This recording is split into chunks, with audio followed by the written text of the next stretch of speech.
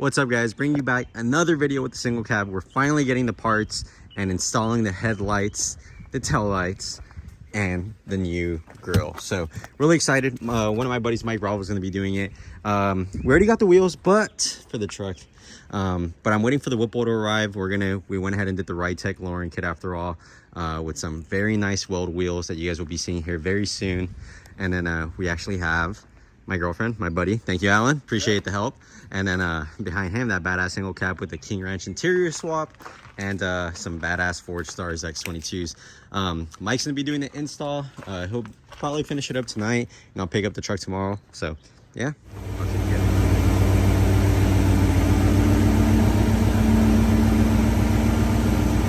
Alrighty, so the front end, as you guys can see from that little short clip, we actually got the Raptor style headlights, but these are the Euro ones. So these are made more on sent to Europe, sent to China.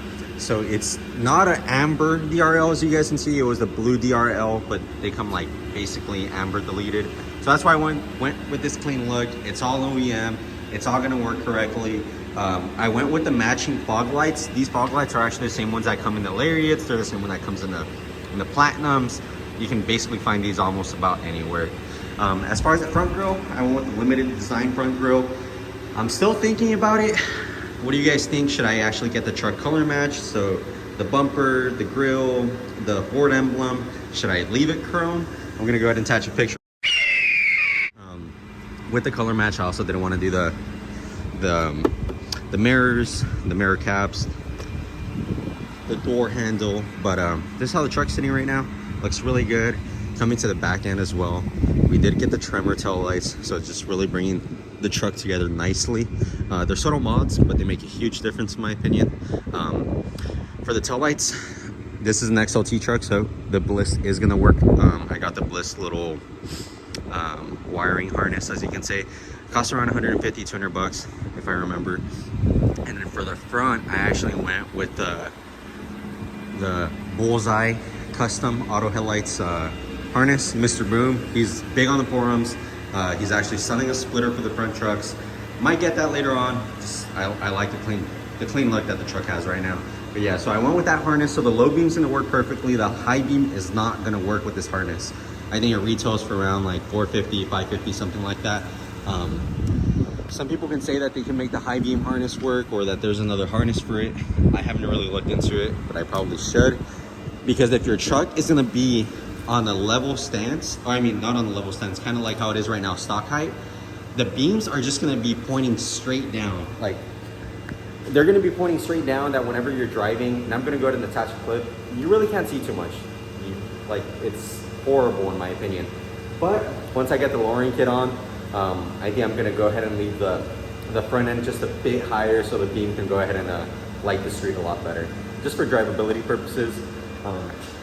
Yeah, this is how the truck looks right now. Let's get into the fun and exciting updates. The Whipple is almost gonna be here. Everyone say hi to Lily. She's gonna be holding down the place while we're gone. Peace. All right, so my eyes are not deceiving me. It's 77 degrees in Texas, so you guys already know. Windows down for sure. Let's go ahead and get into the fun, exciting news. We're gonna go ahead and work out right now. I'm headed to the gym, and we're actually going to be talking about the updates on the Whipple and the lowering kit. So that stuff's almost here. It's currently on the way. It should be here in about 2 to 3 weeks.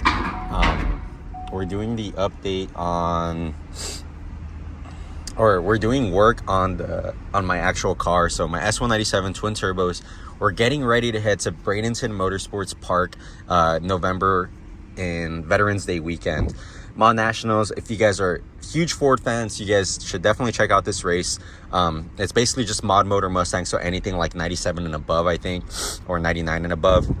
5.4s, 5.0s, 5.2 Predator engines, 5.8 Trinities, everything like that. They have a class or they have a class for you, NA class, stick shift class, basically king of the 4-valve. So if you're one of the top dogs, you have a no time class open for other cars as well. So huge payouts. It's always super fun. all these cars that you see on YouTube are going to be there. So Snot Rocket, Brett LaSala's car, Joel Steele should be able to make it, John Miller, Bryant Rogers, basically a bunch of fast guys. So I always like going out there. I take it as a vacation time. A lot of people ask me, you're in Texas, you're in San Antonio, why are you driving so far for these races? The reason I'm driving so far is because my family and I just use it as vacation time. And realistically, we're going to the best tracks in the world. It's like a bucket list of mine to go to Bradenton. We've already been to South Georgia Motorsports Park. We went to Houston Raceway Park, or Royal Purple, whatever you guys want to call it, which super sad that all these tracks around the US are basically closing. But while I can, and while I'm financially able to go race and visit these tracks, I'm gonna go ahead and do it. The plan is, even taking this truck, once the Whipple and everything's installed, this is gonna be my daily driver. I went with the Ritech Loring kit, which is gonna be super great for riding. I mean, basically the best kit that money can buy right now. Super, well, what can I say? Light drivability, just it's gonna be smooth ride, everything like that. But once all those parts are installed, I want to take this truck to like Sick Week. I want to take it to Colorado Rocky Mountain Race Week. I just want to be able to do those events that I can't do with my currently twin turbo car, because realistically, you keep building upon, keep getting more mods, it becomes less street friendly, and I'm at that point where there's no coming back. I don't have power steering anymore. I don't have AC. I still have a full interior, stereo still works and stuff like that, but it's not a fun car to drive. Even getting out of my garage, it's a pain without the power steering. Pulling up to Cars and Coffee, I have to like go forward and reverse like 5 or 6 times because of the no power steering. And it has a spool on top of that, so then you can't even, your turning radius is limited upon that. So it's just a big whole ordeal, but those are the sacrifices you have to make if you want to go fast. Sorry about that, but yeah.